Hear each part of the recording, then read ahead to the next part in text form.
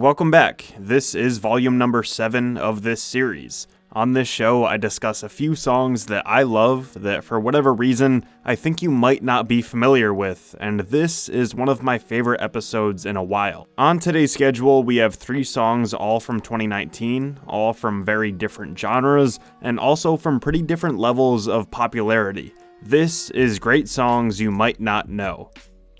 The first track we're going to talk about is called Mystics in Bali by a band called Year Twins, and this is the type of song that epitomizes why I started this series. I know next to nothing about these guys. At the time that I'm recording this, there's less than 8,000 views on this music video. All I can say is that they're based in Columbus, Ohio, and they mainly seem to play shows in their area. All things considered, they seem to have a pretty small fan base, and they don't even have a whole lot of music online to check out, but somehow, this random song from this random goofy group of guys from Ohio stumbled across my lap, and I love it. A friend of mine was on the Listen to This subreddit, which is essentially all about music discovery. He saw the song, liked it, he sends it to me, and I can't get enough of it. Genre-wise, I'd call it Midwest emo rock. There's plenty of elements of pop punk, and maybe a tiny bit influenced by math rock too. For bands that we've covered on the channel before, I think Remo Drive is a great comparison,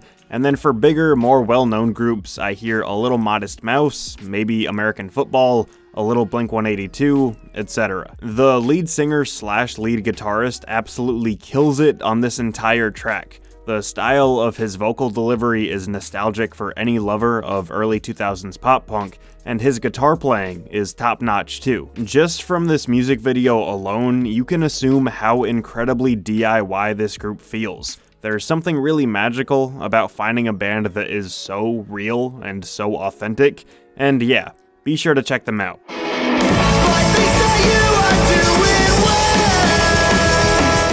Next up, we're going to talk about a dance pop duo called Yacht and their song Scatterhead. This group is composed of Jonah Bechtold and Claire Evans. Yacht was originally Jonah's solo project that he started in 2002, and he released 3 albums between 2003 and 2007. During this time, his live performances would include him doing a lot of dancing and quote-unquote elaborate PowerPoint presentations, which is certainly something. In 2008, Claire joined Yacht, mainly contributing vocals among a few other things, and in 2009, they released their critically acclaimed album, See Mystery Lights. After this release, they started getting more and more attention, gaining comparisons to Talking Heads, and being referred to by one critic as digital ear candy. After the release of a few more albums, they dropped their 2019 project entitled Chain Tripping, which, believe it or not, was composed with the help of artificial intelligence and machine learning.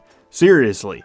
I'll link a really fascinating article about the album's creation in the description. My personal favorite song from the album is called Scatterhead. It's this pulsating, somewhat nerve-wracking electro dance pop tune that feels like something you'd hear in a movie. It reminds me of Rockwell's classic Somebody's Watching Me, only obviously much more modern, and with that bizarre, fascinating addition of machine learning. It's eerie, but it's fun. It's confusing, but comforting. It's a really interesting track, and I hope you check it out.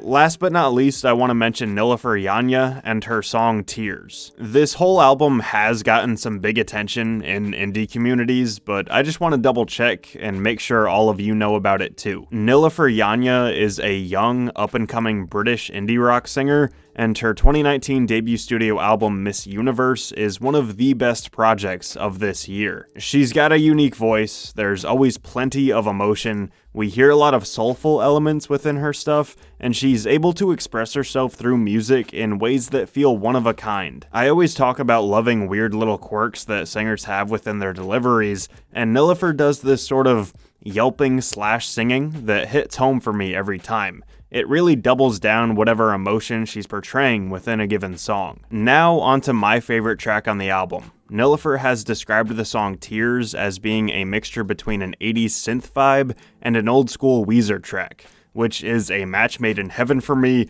and you can definitely hear both of those on this song. Personally, for me, when I first heard it, I thought of it more as an indie rock take on a Majid Jordan kind of tune, but that's more or less the same thing as 80s meets Weezer, so whatever. The melodies on this song are next level. It's super catchy, and the lyrics definitely stand out too. This is one of my favorite choruses of 2019, and you'll hear a little bit of it in this snippet.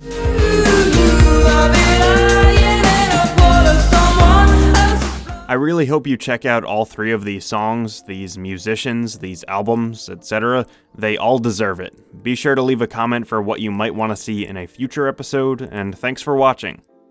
Hey, thank you for watching that video. Be sure to check out all those songs and those musicians. If you want to support the channel, feel free to like, comment, and subscribe. You can follow me on social media at RenshawHS. You can buy my merch, support my Patreon, and thank you again. I'll see you soon.